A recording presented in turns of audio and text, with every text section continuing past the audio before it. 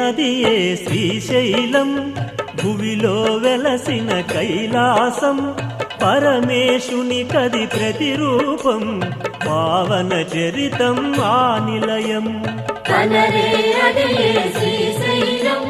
భూమిలో వెలసిన కైలాసం పరమేశుని కది ప్రతిరూపం పావన చరితం ఆ నిలయం